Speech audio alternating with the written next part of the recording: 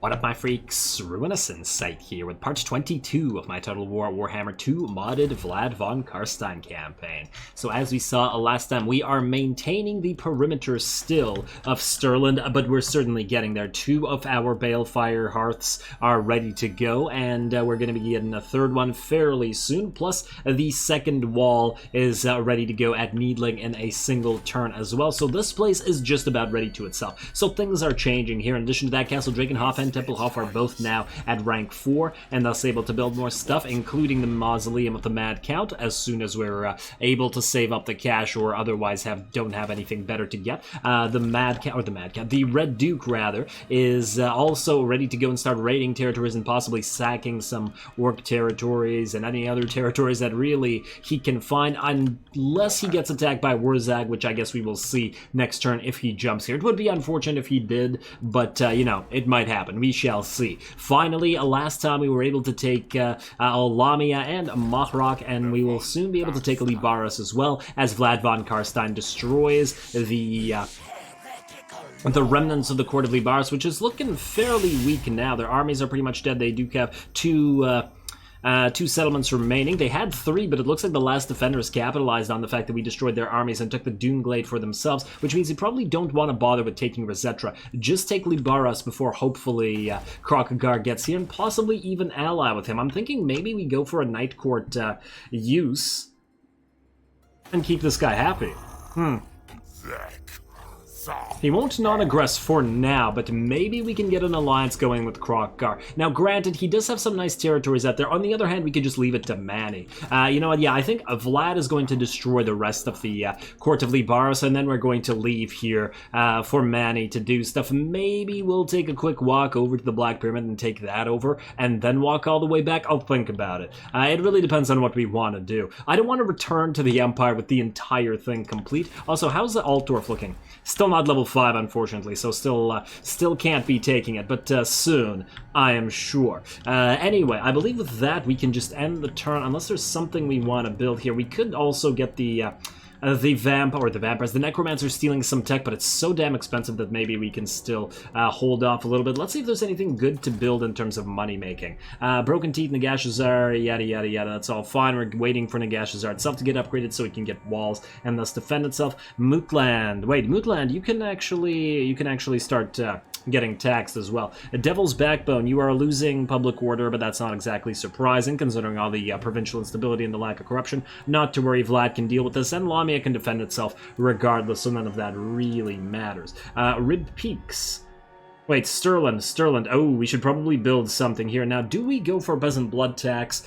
I think we do. With all of these things ready to go, we probably do want to make more money rather than get all of the growth buildings. So now another growth building would be helpful here. Let's see, 20 and 30 growth. Ugh, that's a fairly large increase, though. Damn. Maybe for a while, well, you know what, fine. For a while, we'll build the growth building, but then we'll change it up later. Now, we should probably upgrade Nashrak, Slayer, and Kazit Irkolas to the next level and then build walls there just so that they don't get attacked. Really, we should be building walls everywhere, but I guess we'll see. You, in the meantime, going to get a Gibbet to increase the money-making. Castle Tempelhof, you can keep upgrading your... It's actually fairly cheap to upgrade a Gibbet to level 2, so it's not that bad. Alright, fine, let's do that. And what do we have here? Oh, we already have a gallows here. Oh, we don't have a Peasant Blood Tax here, do we? I did not realize that. And you are at level 4. I mean, you know what? I feel like that's going to be worthwhile to get a Peasant Blood Tax. This place is already generating a decent amount of cash. We could generate even more, and it feels like a waste not to do that. We should probably just build an Awakened Battlefield here to increase all the surrounding growth rates instead. It'll probably be more worthwhile than a lot of the stuff we're doing, even if it doesn't give us direct money stuff. And yeah, we should be building these things, but they're so expensive right now that maybe we hold off on that. I feel like that's probably the better option. We're going to destroy it later on anyway. Yeah, fine. Build it, and that's about all of our cash. We can get more if we get another Blood Kiss going, but I think we're going to end the turn. We're going to see what happens with the Red Duke and whether he can start sacking territory or raiding, or whether he has to go back to Mount Gunbad, get some get some Graveguard and Black Knights in his army to actually be able to fight this. I guess we'll see. It really depends on what the orcs do. Alright, Lords and Heroes not moved. That doesn't matter. Vlad's in ambush. He's waiting for the remnants of the forces of Khalida, led now by Grand Hierophant Khatep, to attack. Let's see if they capitalize on this, or whether they get fooled at all by the ambush stance. War declared between the Blessed Dread and Avalor, the Avalor. Not surprising. Are you going to fall for it? No, they're not. Damn. Golden Order, you no longer want military access. Well, as per the comments and suggestions, we wanted to kill you anyway, so I'm not really all that upset about it, to be perfectly honest. Yeah, trade agreement dissolved from Karazakarak. That's sort of... it was always going to happen. We noticed this at the end of last episode, that the orcs were going to take the territory there, and yeah, that's not surprising at all. Now I guess the question is, okay, WoW succeeds, war fervor, leadership, or recruiting surplus, recruitment cost reduction. Well, we're not actually recruiting anything. If this was recruitment cost and raised dead, that would be a different story. But like this, I guess we'll see who is the fool. I want to see if there's an army here. It doesn't look like... I don't see, like, the encampment stance in the distance, so I think we're okay. Let's get the zombie-infested Iron Pit or Iron Mine. Vlad, can you reach us, or are you just barely unable to? I think he just barely can. It's kind of hard to tell. Oh, well, we'll try. We'll give it a try. Might be a nice fight if we get... No, I think I can see... Just barely see the arrow there. Looks like he just can't reach it. That's annoying. That is annoying and a shame, because this guy could try to go past him and go for Mothrock. Although, his army is fairly weak, so maybe not. We'll see.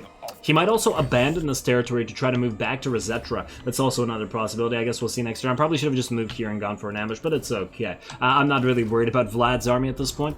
Well, let's be honest here. Let's see. You, Kevin, you've got yourself an upgrade.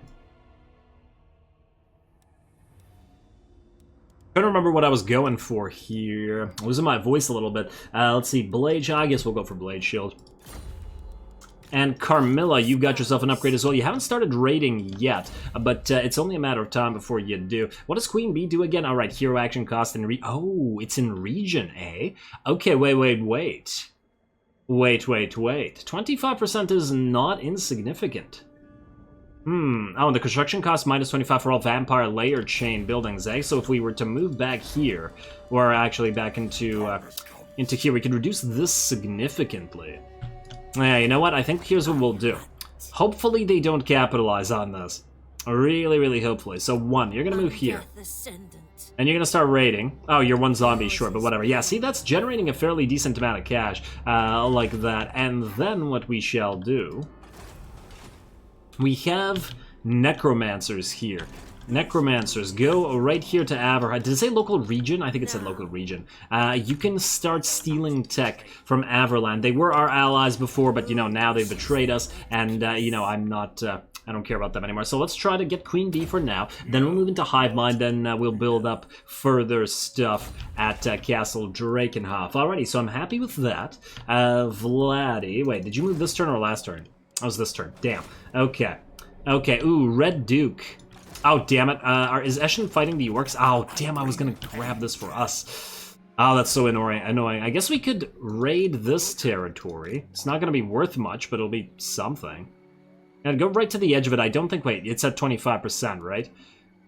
No, it's 50% to adopt a rating. Damn, okay, fine. Just go right to the edge of this, then. In your own territory. I don't think that this guy can reach us. I feel like he's gonna go for the Pillars of Grugni, but we'll see. If he goes after us, we'll back off.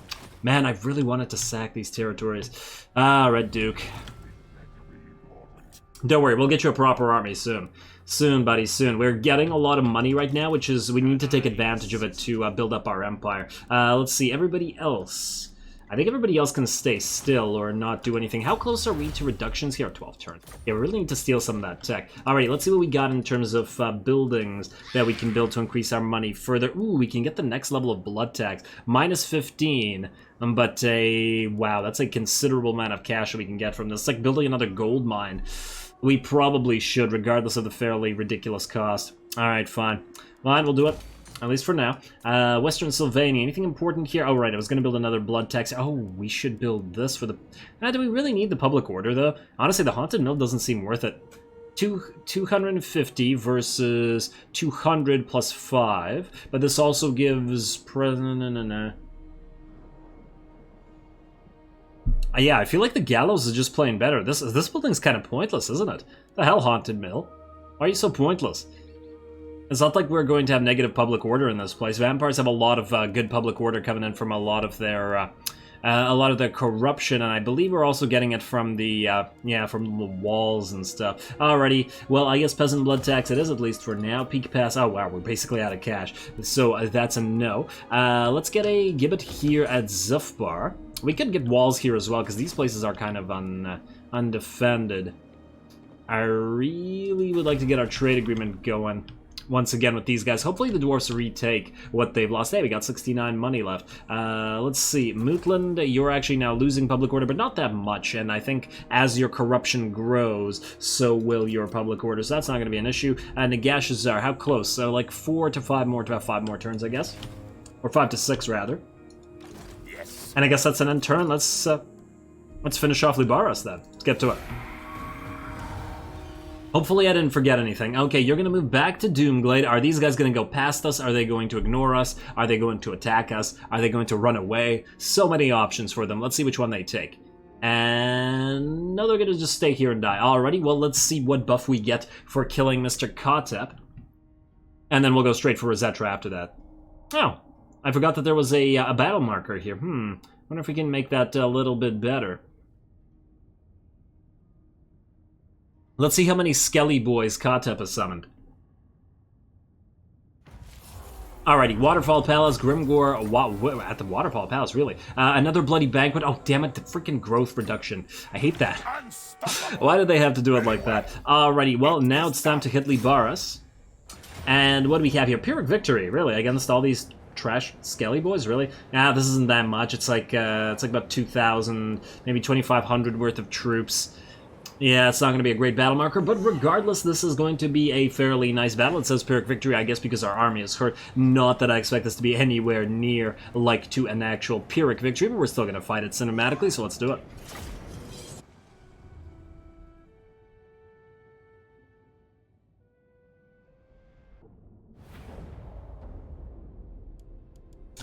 Alrighty, here we go. Now this, I think, is going to be a nice change of pace. First of all, what the hell is this setup by the AI?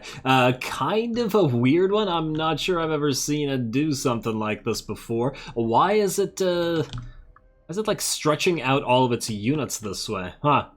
Very weird. Actually, no, I have seen it line up before a choke point like this before. Man, look at these rows of skeletons. Vladdy might be a little bit jealous of this. Look at that. That's so nice and ordered. Granted, it's all gonna get killed by like one wind of death, but still, look at all those ordered ranks. Isn't that just lovely? Anyway, the reason I want this, or rather, I like the fact that this is a choke point battle, is we're gonna finally have the Graveguard hold the line against a giant pile of enemy units. So that's gonna be nice. Look at the Sternsmen looking real stern. Otherwise, our elites, our non-Graveguard elites, are over here. I couldn't recall who was spawning, i.e. I didn't remember how many units, and it turned out it was just the one Lich High Priest.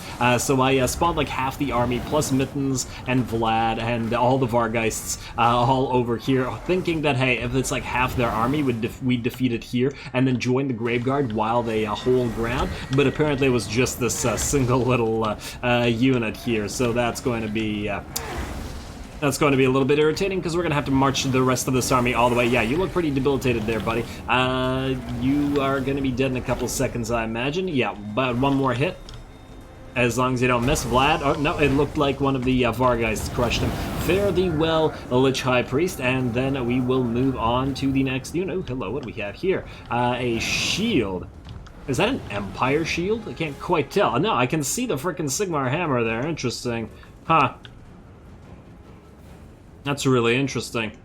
right in front of an Hekaran city as well, too. Ooh, also, this is a pretty nice city. Look at all these pyramids, and the city's quite a bit bigger, because that, I assume, is the city proper, and this is just like the outskirts. Maybe this is like a fortified outer pyramid, like this is like a fortress that overlooks this and stuff, or something along those lines. That certainly looks like a gatehouse, but it also kind of looks like a entrance to the city in general, or an entrance to a pyramid. But anyway, I'm getting distracted. Over here, the enemy army has decided to move in, at least as soon as the other army died. Oh, and it looks like the Ushabti are going to charge in.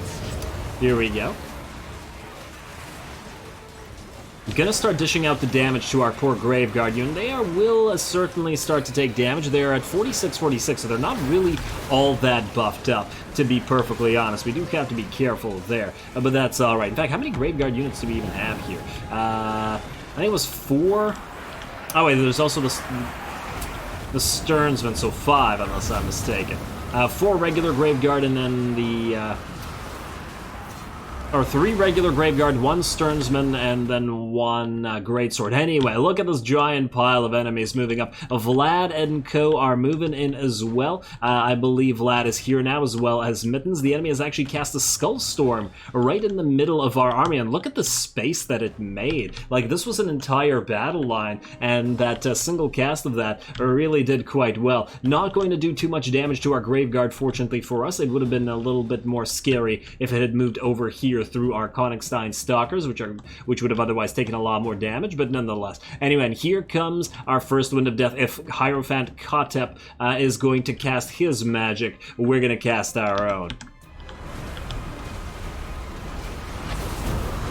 There we go, look at that. And lining up all those units like that just for us to knock down. And I'm sure that some of these guys are going to get back up. Oh, wow, did you lose an arm there, buddy? You okay? But yeah, look at all those skeletons that aren't getting back up. That was a very nice Wind of Death. I wonder how many kills Vlad got with that one cast. Let's just check before he gets any more kills. 583, pretty damn nice. Pretty damn nice. Graveguard are still getting beat up, but now Mittens and Vlad are here to hold the line, and the Blood Knights should get ready to charge in. I was generally waiting for these guys to move in before sending the Blood Knights, as I didn't want them to get too hurt. We do still have the Graveguard and the zombies providing extra meat shield to hold the line. The Vargeist also fighting the enemy carrion over here. Just try to deplete their numbers before we move in and try to kill A, their archers, and B, there's the Blood Knight charge, and B, Grand Hierophant Kotep himself, who we will find here in a moment, I'm sure. Obviously, the key thing here is to destroy all of these Ushabti, which are dishing out the vast majority of damage, but honestly, the cooler part of the battle, I think, is just the Graveguard and the Skeleton Warriors versus, you know, other types of Skeleton Warriors. Oh, and there we go. There's Kotep. He is on a skeletal steed here, and he is going to get surrounded by Vargeists. And I don't think he's a strong enough...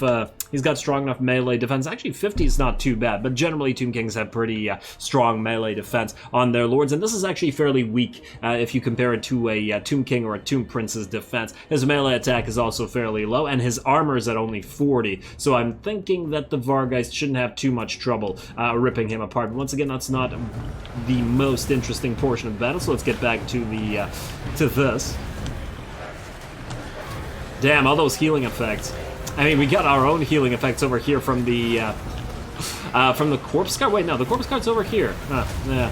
Oh yeah, we do have our own healing effects, so it's double healing effects, essentially. All those auras. Alrighty.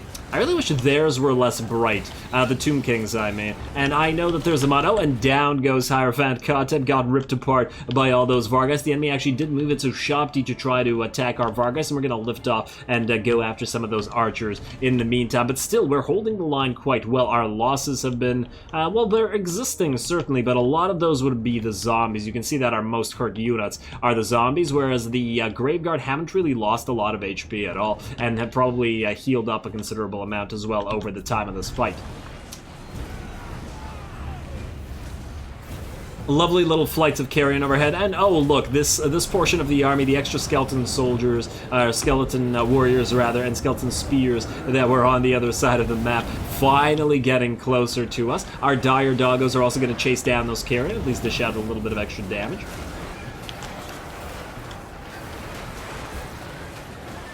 Alright, there we go. I just want to watch the Graveguard with the great swords get to work. Loving those white blades.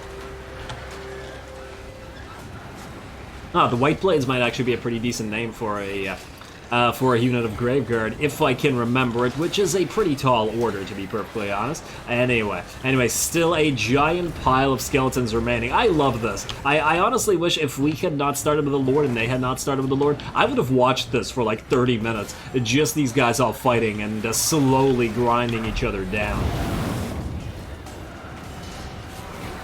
I do wonder who would win. I mean, their Skeleton Warriors are quite a bit weaker than ours in the sense of their damage output, but ours do have a lot, but they do outnumber us quite considerably. Oh, another unit of Ushabti coming in. But here we go. The second Wind of Death is going to be pretty telling here. One of the benefits of holding the line like this is you can force the enemy to bunch up and then cast another big spell. And here we go. Another set of skeletons all knocked down. Glorious, and that will diminish their numbers pretty significantly. Vlad is at 1,156 kills already. Ushabti are dropping, and I do believe the Chain Rat will be here soon. Their Lord is dead. They do still have a Tomb Prince in the midst of this battle fighting somewhere. And actually, I don't think I noticed where the heck they summoned their summoned Ushabti. Where is their Realm of the Dead? Because I believe that was their third use, right? Maybe they summoned it out here or something. Can't quite see which Ushabti are summoned. I don't think these guys are. They don't have that summoned unit glow. Doesn't really matter. It does not really matter because they're all getting wrecked anyway. And there we go. They have all begun now to disintegrate. They just couldn't break through those Graveguard. In fact, they couldn't really hurt the Graveguard, even though the Graveguard are not nearly as beefy as we'd like them to get later on. This is still going fairly well. And oh, look, in the back here, we do now finally have Vargheists fighting some enemy Ushabti. We've been running away from them this entire battle, but now the Vargheists are ready to surround and kill them, especially as it's 3-on-1. I do think that's going to go fairly well for us, plus with them getting Master of Beguilement. Kind of surprising that Master of Beguilement actually works on an Ushabti, but still. And I do believe that, yeah, there were definitely some comments previously about, oh, look. Oh, did that Tomb Prince lose an arm first and then keep fighting and then die in another hit? Kind of neat if that was the case. He certainly looks like he lost an arm, but I couldn't quite tell whether that was as part of the death animation or not. But anyway, what the comments I was referring to was with regards to some units probably should be immune to some stuff. And I feel like... well, I agree with that, but the statues, the living statues of the Tomb Kings should certainly be one of those things. Like, how are you gonna poison a freaking statue? That's... I don't know, man. And better be, like, if it's magical poison or something, maybe, but then probably not even then. Like, this is like, I don't know, like, not Tomb Kings, Crypt Ghouls poison, like the regular poison, or other poison units, being able to poison Hyrotitans and Necrosphinxes and Cambrian War Sphinxes and Ushabti. How the heck does that work? What I was about to say is it's not like Nurgle's power causing the stone to fade away. This is just a regular poison. Because the ghouls, you know, claws are encrusted with filth and all that sort of stuff. But anyway, a battle is over. A nice little fun time holding the line with our Graveguard. I'm really glad that they got a chance to play around as they don't usually. Let's see how much damage we did. I don't think anybody can come close to Vlad's 2 Winds of Death there. And he also cast repeatedly the Summon Zombies and got a...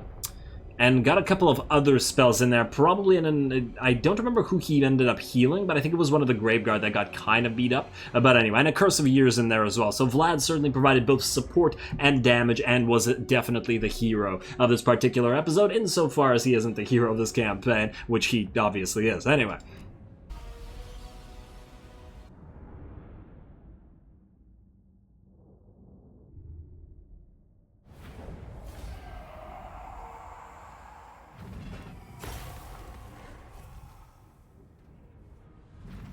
Alrighty, not too bad at all. While that did turn out pretty much exactly as we expected, let's face it, I was pleasantly surprised by getting that choke point battle. They're always pretty fun, and for once the Graveguard were actually instrumental in our victory, doing that hold the line thing that they do. Usually they play second fiddle to, like, the Vargeist and like 15th fiddle to Vlad, but here they actually were they did pretty well for themselves, so I'm very happy with that. Anyway, Kotep is dead. I wonder what trait we'll get in a couple seconds. We're going to occupy the place because this province is now ours and complete. Oh, we're immune to desert stuff. Oh, that's actually really helpful. Okay, now that almost tells me that maybe we should have Vlad go take the Black Pyramid and then move back, although the defenders at the Black Pyramid are going to be pretty big. Do we leave that to Vlad, though? That's the thing. The thing that bothers me about that is, do we have Vlad fight all the best fights, or do we leave at least some for somebody else? We can always come back here. Although Vlad will probably be busy crusading up and around the Empire for a while once he returns. And on top of that, yeah, I'm still not sure that his army, as it currently stands, would actually be able to defeat the Sentinels, because they should have some damn nice stuff in there. I wish we had a Necromancer here that we could send to scout out what they've got there. I feel like that they definitely do have, well, I mean, their garrison is going to be obnoxious, that's for damn sure. That's a concern, let's face it. Let's untax this province also for... Actually, no, screw it, don't untax it. It'll rebel, let it rebel, we'll have Vlad kill it. We will, however, need to get growth here. I'll think about whether we attack or not in terms of the...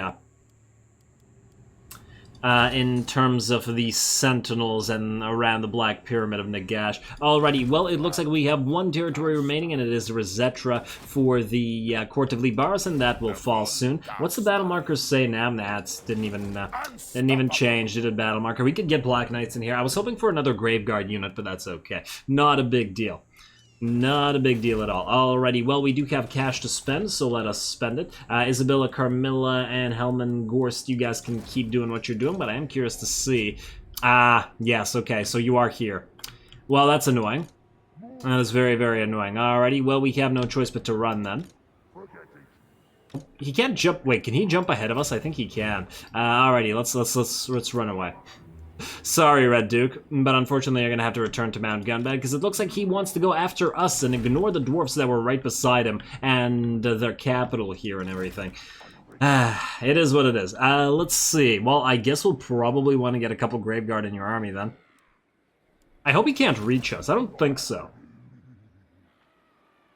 I really don't think so, but if he attacks the walls, we need to actually have a lot of good stuff in the garrison to be able to hold, because the zombies, especially considering you don't buff zombies, are just not good enough. Alrighty, well, I guess this turn we're going to be wasting money. Let's get one regular Graveguard and two Graveguard with great weapons. They'll help out against the Black Orcs. I guess we can get the other Graveguard as well. Would we get any value out of getting some Black Knights in this army right now? Probably not that much. Although, wait, we could get Varric's Reavers, which are lances, I think? Oh, they're great swords, okay. Remember they didn't have the standard weapon. Would certainly help against the Black Orcs. We can always get them next turn, though. And to be fair, the same goes for all of you guys. You know what, fine, let's get another Graveguard unit in here. And that's all of our money, essentially, and then we'll see about stuff next turn. You keep moving back to Mount Gunbad. Poor Red Duke, he just wants to participate, and he just can't manage to make it happen. Oh, well, everybody just keep reading. Oh, man, look, this makes me so uncomfortable. Averland army, there's a Vissenland army, they're all sitting right beside our armies, but they won't attack as long as the dwarfs are our vassals, although that might change if we don't start sacking some damn territories soon. Really need to get our public order... Or not a public order, our relationship with them back up. They really didn't like our destruction of Stirland, did they? Yeesh. Yeah, and the fact that we're not really using our... Ooh, speaking of heroes. I was about to have you Necromancers start annoying this. Really? What? Still 1,000? I thought that we reduced it by... a lot, by... Oh, there we go. Oh, huh. So it would have preemptively had us pay more? Okay, 700's a lot better. It's still too out. Of course you fail immediately. Who is this? It's Hamlin again. It's always Hamlin. I should have known. Alright, Steel Tech. You see, Hamlin? You see? Damn Hamlin. Anyway, let's see. I guess we will... Wait. I clicked the wrong here. There we go. Let's get you Potent, and let's also take away your... Wait, not Student. I guess the other guy got the Carrion. You do not need Carrion. Everybody else needs carrion, but not you. Do you have carrion, Carmilla? No, you do not, and you do need it because you have zombies in here. Raise dead cost, public order. You know what? You don't need public order. Let's get you some carrion right there. +2 armor. A little bit extra for those zombies. And I just want to check, does Gorsty have a carrion? Yes, he does. He does not have anything else, though, really. Oh, you should have... You know, let's give him a dwarf spy, at least temporarily. Probably not going to get any use out of getting him anything else here, I think. Yeah, just get him the dwarf spy, just in case he's in our own territories and we can build stuff. Anyway, let's skip the rest of this as we have no money to do anything with. We have an imminent rebellion over here in Lamia, but hopefully... Ooh, we also have 3 blood kisses available now. Wait, not blood court. Maybe we should awaken one of the other bloodlines for more buffs. Miscast chance reduction. Ooh, blood dragon gifts, or yes. Immune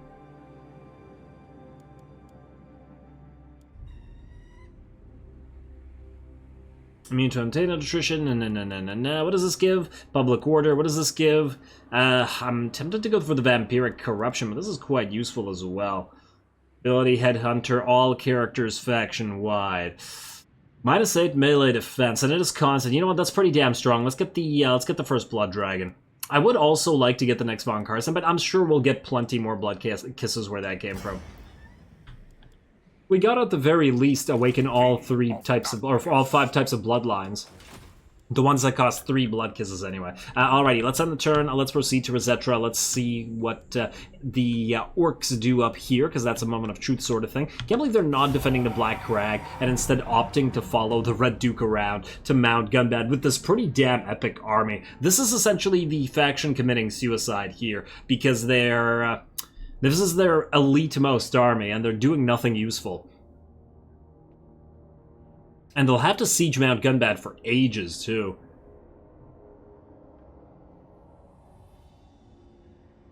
Where are you going? Underway interception. Huh, I wonder where they went. No, we're not doing that. Decline. Oh, they jumped towards us. Not surprising, but there's no need to intercept. No need at all. We'll be just fine by sitting in Mount Gunbad. And this is their this could be their very last army, too. Alrighty, hero self-defense, which doesn't really do much for us. There we go, there's that rebellion in Lamia. Honestly, we could probably leave the faction to... Or leave the city to defend itself, rather. There we go. All of those repairs. Now you, Vladi, you are going to march stance. Now, wait. I thought you were immune to desert attrition. Ambush defense... Wait. Oh, this is Doomglade? Oh, they're gonna get pissed off if we trespass. But on military access, how about we join your war against Agarond? Just for the military... they won't even give us military access for that. Oh well, I guess we're gonna have to trespass at least once. Yeah, I thought you were immune to desert attrition. What the hell, dude? Is that not what this is? Immune to desert attrition, immune to sandstorm attrition. Oh, it's only Vlad himself, it's not his army. I think. Well, that's unfortunate. Oh well. It is what it is. Keep going.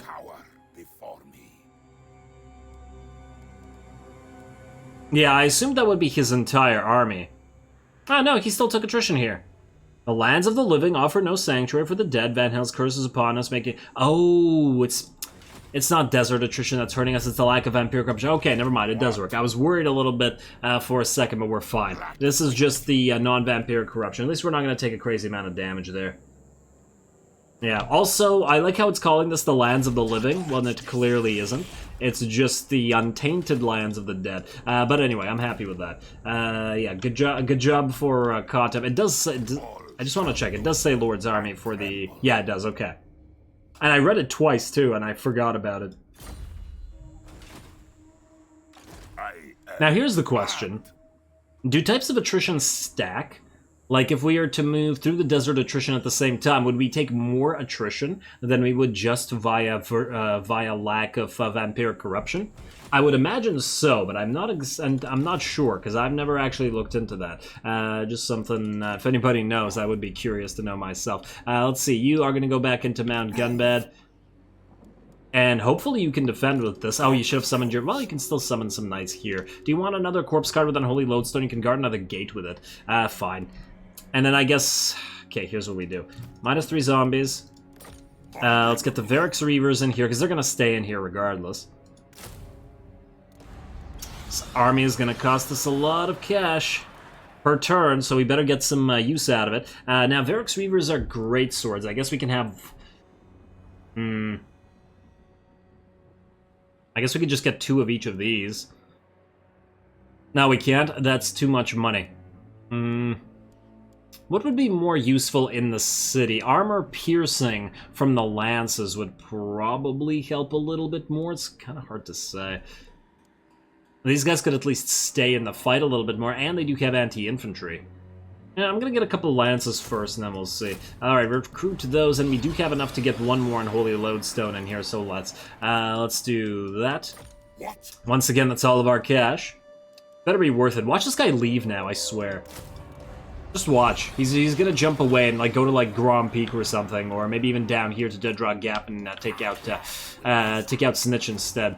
I would be annoyed considering all this back and forth that we're doing with the Red Duke. But anyway, I believe with that we can end yet another turn, unless I'm mistaken. It's not like we have the money to do anything else. Oh well. Let's skip the rest of this. Hero not move, Lord not move, blah blah blah blah, and then let's head to Rosetra. Maybe we can auto-resolve this one. I mean, they do have some garrison, might actually have to fight it, we'll see. We'll see in a couple of seconds. If Khalida comes back, we'll definitely have to fight it.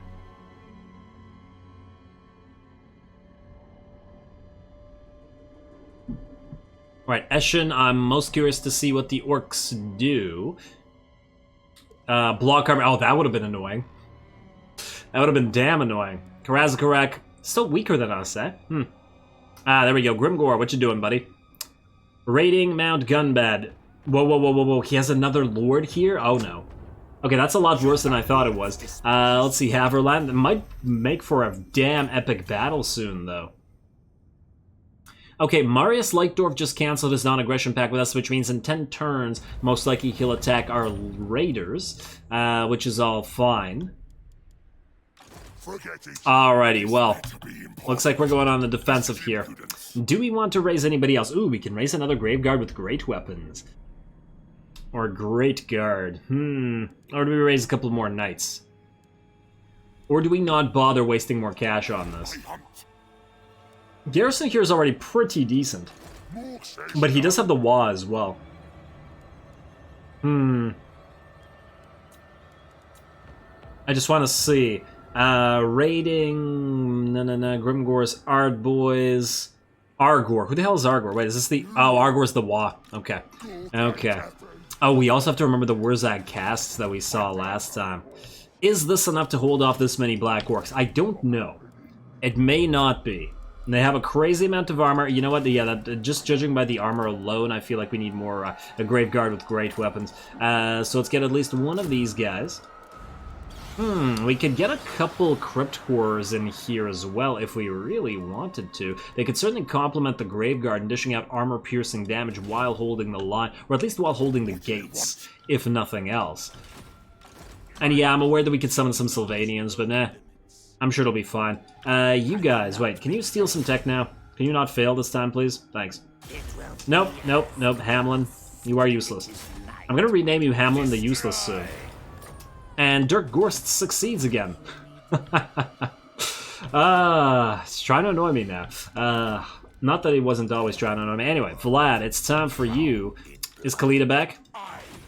Yes, she is. Alrighty, well, it's good that she will be at the final battle of her faction, because this is gonna be the end of it. Or at least, well, we're gonna sack it, and then we'll come back and raise it next turn. Valiant defeat, you say? Somehow, I have my doubts about that. Obviously, this is going to have to be a cinematic battle, as it will be the last major battle against Khalida's faction, so I'm going to have to make a cut here, and then we will come back and finish it off right after. So here comes the cut. Okie dokie, there's the cut. Let's give the Court of Lybaras one more fight.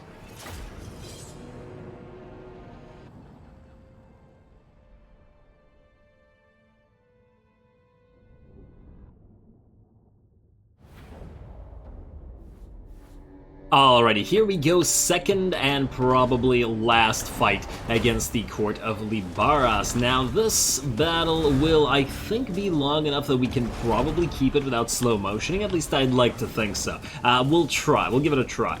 So first of all, we're going to get the Vargeists up on top of the walls to rip apart all of these skeleton archers, as we always do, and it's always pretty damn effective. So, get to it, Vargeists.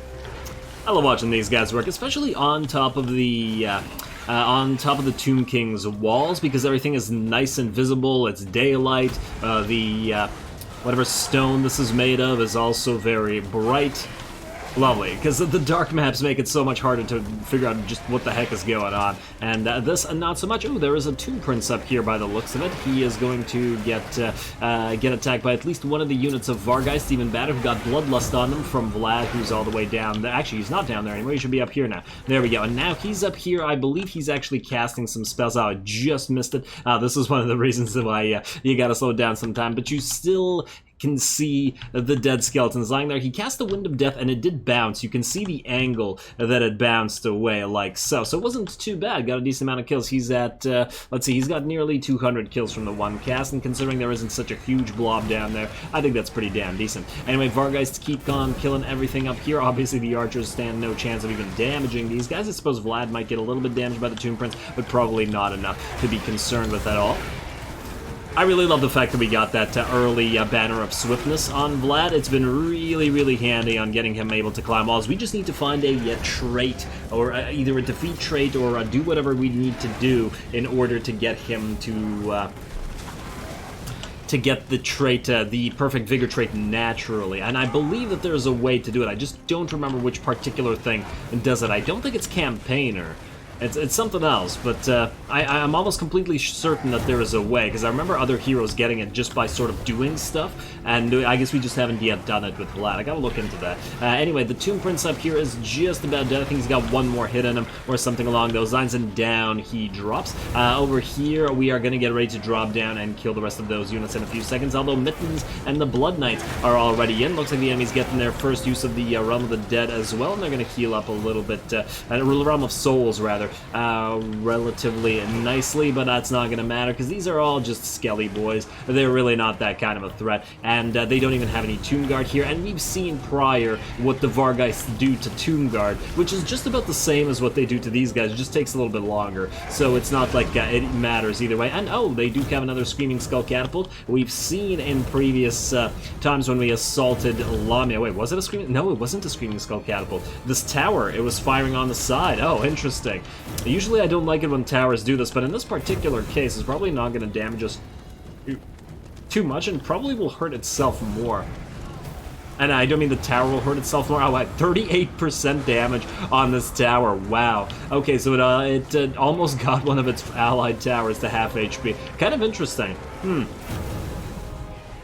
Wonder if there would have been a way that we could have actually knocked down this tower by forcing an enemy to attack it. Anyway, Vlad is now down here to help out Mittens and the Blood Knights. I believe Kalita is also around here somewhere. Yeah, she's waiting back here. We do have to be, of course, be wary of her, as well as her stats are pretty damn nice. So I just got to keep an eye on that. Otherwise, the Vargeists are dropping in and attacking any isolated units like these Skeleton Archers over here, while Vlad repeatedly summons zombies, and together with Mittens and the Blood Knights, kills everything that's down here. Not that it's really too visible at what exactly is going on, but I like seeing the Blood Knights sort of hold off the enemy by themselves and not take any losses like that. And here we go. So as we can see, Kalita now charges in as soon as we try to get the Vargeists moving further and attacking more of these guys, and I definitely lift them off, as Kalita can easily kill a few of them and probably kill them all. I would be curious to see what would occur, how many she could kill if we attacked all three. She does hit very, very hard, but in the meantime, we can drop them into this blob over here. We do now have a limited amount of zombies, and of course we can summon more, but the enemy does have Ushapti here, which are doing fair amounts of damage, and we do want to dish out our own damage. And there it is. Kalita's now in amongst the fights, and ooh, a Shem's Burning Gaze coming in from, what? I guess they have a Lich Priest. Oh yeah, they have a high... Lich Priest of Light here, and they have a Lich High Priest here as well. Okay, so they have double time, and they both have Shem's Burning Gaze, so they could have been spamming it here all this time from up here if they really felt like it. But the thing is, what they ended up doing was repeatedly using Amantok's, or Net of Amantok instead, which is kind of odd, but... because it did nothing to us here. Like, you can Net of Amantok these guys all you want, but what's that gonna do, right? It's just a blob of enemy units. Anyway, Khalid's still in here, and I don't believe she's taken much damage at all. We used Master Begamut to prevent her from hitting 2 card, but after Master Begamut, she's still at a 55 melee attack. Very scary. Fortunately, she does move away as soon as the Master Begamut drops. I don't know whether the AI does this on purpose, but throughout the battle, she repeatedly cycle charges us. Unfortunately for her, that seems like she doesn't actually do too much damage, other than with her AoE Venom Wave attack, which kills a bunch of zombies. But once again, Vlad will just keep on summoning zombies until the Tomb Kings come home. So let's just keep watching this for a while. I mean, it's just blob versus blob here. There's really no finesse in this particular battle. Oh, and Khalid is back in, and there it is, as I said, another use of that Net of Amantok. Like, what are you doing? Why? Why are you doing this, AI? I don't understand why you're wasting your mana like this. Really, a banishment right here could have helped, although it probably would have killed more of its own garbage units than ours. Yeah, probably it would have been better off just spamming Shem's Burning Gaze on our Vargheists. Probably could have damaged them. And once again, Khalida charges in, hits a couple times, and then charges out. I feel like this is not the optimal use for her, especially as she had so many regular Skeleton Warriors, as well as even some Nehikaran Horsemen to hide behind here. It's not like we could have focused her down very easily with this mob around, so not entirely sure, AI.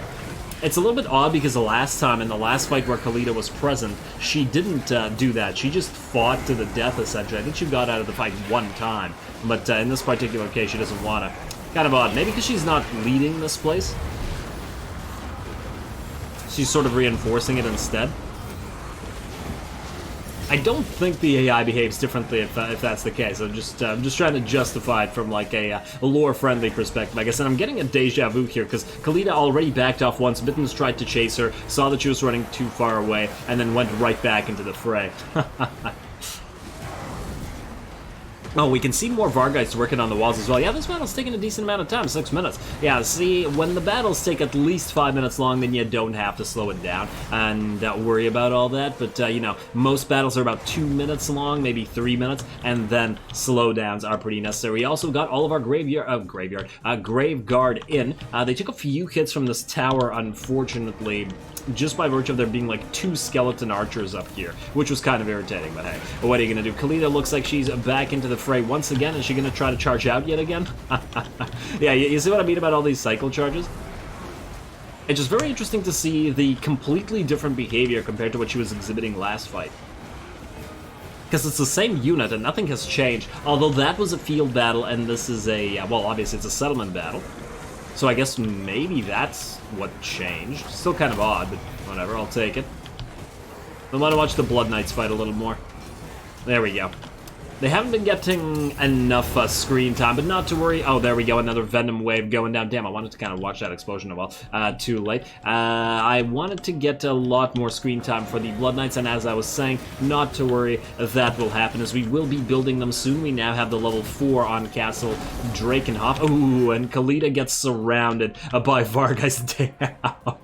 They drop in from the sky. So yeah, now they fully cleared the walls and our Graveguard are safe to assault the gate, and they're all going to surround Khalida. Hopefully together with Mittens and Vlad, we're actually all going to move in, try to surround and kill her, because she's starting to get kind of irritating. It's not that she's dishing out any damage, it's just irritating that she keeps cycle charging. And let's see what she's got. She's at about half HP, and we haven't really been able to debuff her, but with all of our elites surrounding her and very few skeleton warriors remaining, we should be able to either outright kill her or damage her enough as to make no difference. It's mostly zombies out here, so our summoned zombies have eventually their numbers have eventually come to tell over these skeleton warriors, which is pretty cool.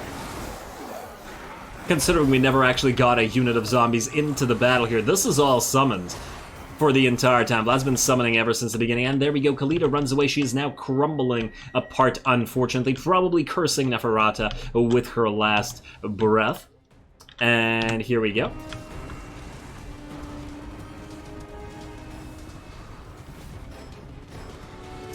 Looks like the Vargeist are going to chase her down and bring down both her and her Necro Serpent. And there we go. Beautiful. With that, the rest of the battle should go pretty easily. It is completely in our favor. Now the enemy troop count has dropped by 2.5k units. Ours has dropped significantly as well, but we never had 3.6k. That was all just tons and tons and tons of zombies summoned. So good job, Vlad. I still don't understand why Neferata's not in this game. Because she could have had a really, really different playstyle as compared to a lot of the other Vampire Lords. But I do remember, and I was not one of these people because Vamps are my favorite faction, but I remember people were complaining that CA was giving the Vamps too much love by giving them too many different Lords, at least in the early game of the first game. I was obviously not complaining, but yeah, I feel like they really could have added Neferata, especially as they added the Silver Pinnacle, and they have those lines regarding her as I mentioned in a previous episode. And now we have the Lamian, so they could have essentially given her something similar to Snitch's game mechanic, where he can do some crazy stuff with build-up, and she could have used influence, like Lamian influence, to do stuff, because that's essentially how the faction works. Would have been a more diplomatic sort of style playthrough for the Vamps.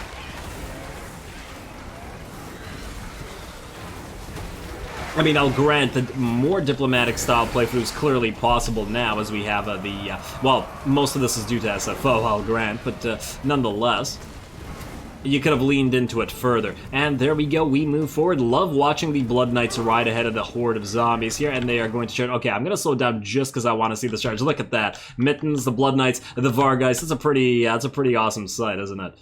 There we go. The only thing that we're missing is the sprays of blood when the Blood Knights usually charge the enemy, unfortunately, because they just are skelly boys. There's none of that, but it's all good. It's all good.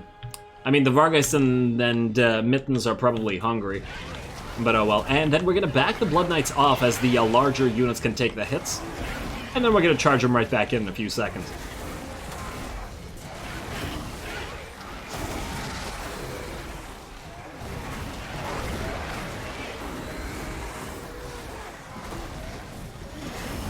And look at this, another freaking net of Ammontok. Do they freaking have a bound net of Ammontok, or are they really wasting all their,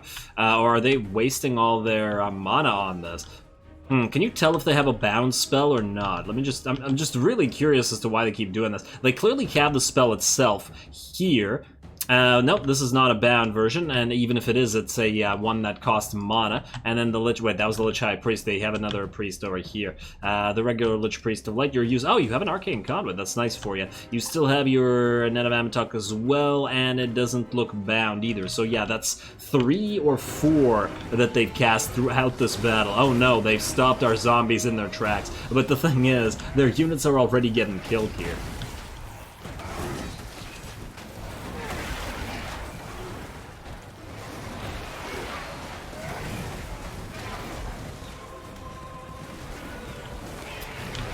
Shoutout charging down the hill. Yeah, gotta love these longer battles when they actually occur. Well done to the Court of Lybaras for keeping us entertained for this for the entire length of this battle, as opposed to just rolling over and dying. Lots of animation goodness here. And there we go, and even more zombies coming in. Man, I wonder how many units we started with before we summoned all these. Vlad joining the fray once more, and I just want to point out that none of our units are really hurt here. And oh look, the Grave Guard are breaking through. Oh right, I sent these guys back because I was hoping to attack the gate, but it looks like the Grave Guard together with the Corpse Guard managed to break through. Beautiful. Or did they even break through, or did the Blood Knights capture the gate? It doesn't really matter. What matters is everybody's through now. And here they come, all the way back in.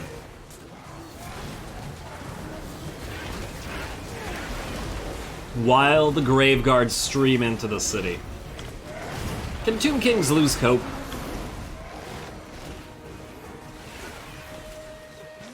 I'm pretty sure that the Tomb King Lords do exhibit emotion. I wonder how the Curse of Undeath has changed has changed their ability to feel emotions and stuff like that. Because generally speaking, well, at least with the vampires, because of the corrupting influence of the vampiric curse, they are corrupted. Like Vlad's, I guess Vlad's ambition is part of his corruption, and it's supposed to be unique that he's relatively benevolent and doesn't, you know, despise the regular humans, would actually like to rule them relatively benevolently. It's unique to himself, as other vampires don't really want to so much. Look at our lovely graveyard. Yeah, anyway, so I do wonder whether to what degree the Tomb Kings are affected by that, especially the Lords, because I'm pretty sure Cetra is just constantly angry, so he could clearly still feel anger.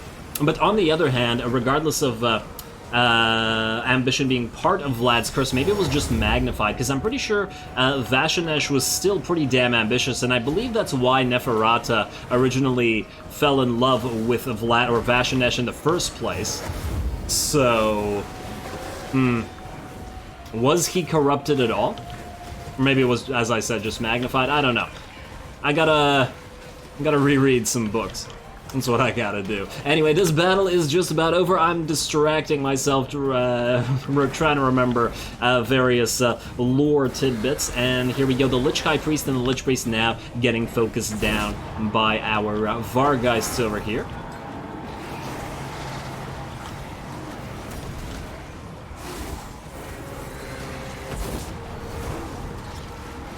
While their entire army crumbles. Oh, and it looks like these both the Lich High Priests are going to die at the same time. Not that they really added anything to this battle, other than a few useless nets of Ammontok, but still a very enjoyable battle in my opinion. They certainly gave it their all and fought to the last. Although, to be fair, they fight to the last every time because that's they're Tomb Kings and that's what they do. Look at our army. It's beautiful. Can't wait to get our armies maxed out with lots and lots more Graveguard and, well, I guess the Sylvanian levies and stuff in Vlad's army in particular, but all the other armies. It's getting better and better. We're slowly starting to be able to afford all the fancier units, and we're also very much on our way to building more. It's also a nice city. I didn't quite take a look at it. I like how it goes deeper into, well, I guess past this map, and usually cities do, but there's another portion here, like, this could have definitely been a portion we could have fought over. Like, this didn't have to be the main square. This could have been like the secondary square, and then the primary conquest could have been back here closer to like a citadel or something, like the path to the inner city or something, or the interior of the city. I don't know. And yeah, we've seen that the Game 3 stuff is going to be more in that line, but I'm hoping not. Well, we'll see, I guess. I guess we'll see. Just because cities are bigger doesn't mean that, they will be more fun to actually conquer. A, it depends on how the AI deals with them, and B, it depends on how many field battles we get compared to non-field battles. Anyway, I digress. I guess that's something we'll discuss when the third game hits. Hey, it's almost here.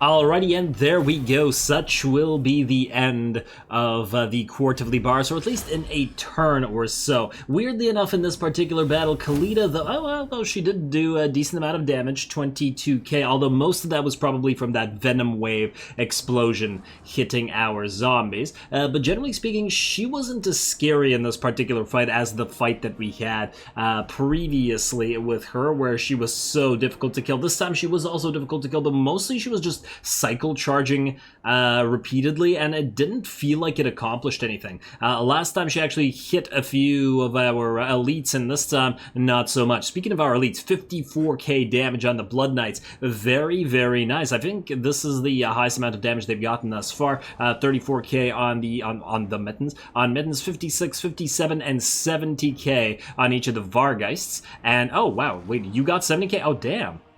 That's pretty damn nice. That is pretty damn nice. And Vlad himself got 53k himself. So all of our elites got pretty close numbers in terms of kills. Now, I guess we'll sack it. I mean, it's a decent amount of cash, and then we'll raise it next turn. Alrighty, hopefully it just doesn't get... Okay, we got another carrion. Will these guys be able to reach it in turn? It doesn't look like it, so we'll be fine. You can just sit here. I just want to name these guys because they got the... They got they got 70,000 damage, and that was better than even the other two named ones. So you definitely deserve your name there. Also, Vlad, you have leveled up, my friend, and therefore we will get you. I mean, I guess we could just keep moving towards Red Fury, or we could start going through the Blood Knights and get Undeath Resurgent and Magical Animus. I mean, Undeath Resurgent is pretty good. 25% physical resistance for 30 seconds. That's pretty damn nice. And just so we won't really benefit as much from this. You know what, fine, we're gonna get Blade Shield at the very least, and then I'll think about it. But once again, maybe we'll just do the red line last, as it's taking Vlad a while to get to it. Anyway, I'm just going to skip the rest of this. Let's build our buildings and send the turn, and I want to end off this episode on destroying the Court of Lybaras for good. So we'll do that in a second. Just gotta get those buildings up and running. Ooh, buildings or summons? Buildings or summons. This is going to be an epic battle. Oh, they'll probably siege us next turn here, but I doubt that they'll actually... I doubt that they'll actually attack us. We could definitely summon a couple of Crypt Horrors if we feel like it. Do we need them? That's the question. I mean, we probably could... I mean, we could definitely fit the Black Knights in here. And we'll have less zombies on the field. How many zombies do you have in your garrison? Just 2. Actually, a surprising a dearth of zombies. Gonna make it more difficult to tar pit the enemy, but I guess the Red Duke can summon some. You do have the Raise Dead spell and the Wind of Death spell. Ooh, I should have gotten you Curse of Years. It's such a good spammable spell for a relatively cheap amount. Really wish we had been able to upgrade your Unliving Host as well, but oh well, a little bit too late for that. Alrighty, fine. -2 zombies, +2 knights, and I think thereby you shall be able to hold. Hopefully this isn't overkill. It almost feels like it might be, but, you know, too late now. There you go. That should be plenty until you can get a bunch of blood dragons in here as well, both cavalry and foot troop wise. Otherwise, we still do have a little bit of cash that we can spend. Castle Drakenhof, well, not anything we can spend there, though. Just see, anything good that will give us money. I do really want to get the next Balefire Hearth upgrade here, but oh well. A little bit late here. Nagashazar, ooh. Next turn we'll be able to upgrade you. We just got to make sure that we have enough cash to do so. Flensburg, Needling, that's all good. You are good. Well, we do want to get this, but probably not right now. We can upgrade the Peasant Blood Tax as well, although it will reduce the growth, and our growth is already kind of problematic in this place. That's a little bit unfortunate, but wait, it's adjacent provinces. Does it include you? Actually kind of curious. You're at 103. We'll see if that changes. Let's upgrade this Artisan Blood Tax. It's a decent amount of money. Plus this place is generating a fairly good amount of income. Yeah, alrighty. I guess we can upgrade you. We can upgrade you. Oh, wait, your upkeep reduction for all Graveguard ever. Yeah, okay. Does anybody know, do these stack? If you get like 10 Iron Mines, will it be a -30% reduction for Graveguard, Black Knights, and Blood Knights, or not? I've never actually looked into whether these things stack or not, but it would be really swell for us if we do, because we do got another one here at Machrok, so if we can level it up real quick, that would further reduce the upkeep, which is nice. Anyway, we got some like binary income coming in here. But anyway, let's end the turn. Let's destroy Resetra. Let's finish this, and then let's see if Mount Gunbad gets sieged. I probably should have put the camera up there, but it's a little bit late now. Oh well. Deathmaster Snitch, you ready for war yet? No, you want a non-aggression pact? No, don't worry. We'll war you up real soon, buddy. Real soon. We're almost ready to go. Court of Lybaras is dead, or at least it will be. And that's when we'll call it. Grimgore's... Well, okay, you are indeed going to siege us. That is going to be an epic defense, and it might not be one that we win. I'm very curious to see how well we can fight off all those Black Orcs. Gonna be very interesting. I am so excited for the next episode because of this. I love fighting defensive sieges. They're so damn fun. And we have nobody nearby who can reinforce them. Oh, what the hell is happening here? Isabella, what? What happened here? Oh, did you get attacked?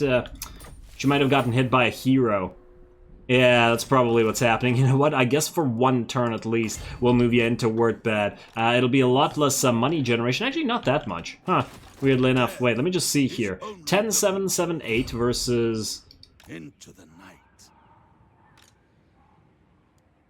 I mean... still a decent amount. You can move back in and keep right. Oh, no, you can't. I guess we'll have to wait till next turn. Alrighty, fine. You guys, for one turn at least, can heal up. At least they will have no designs on attacking those locations. I'm almost tempted to say maybe we should move you in as well. I did want to get you into Castle Drakenhof. But you're earning 1,000 money, which is not bad at all. But if we get you into Castle Drakenhof, we can build that Mausoleum of the Mad Count. In fact, we can build it right now, but we can continue reducing the cost by getting another a Lord with the cost reduction there, so it's very, very tempting. Anyway, let's just end this episode by killing you for good. Court of Lybaras, goodbye. Decisive victory, auto-resolve, nobody will die.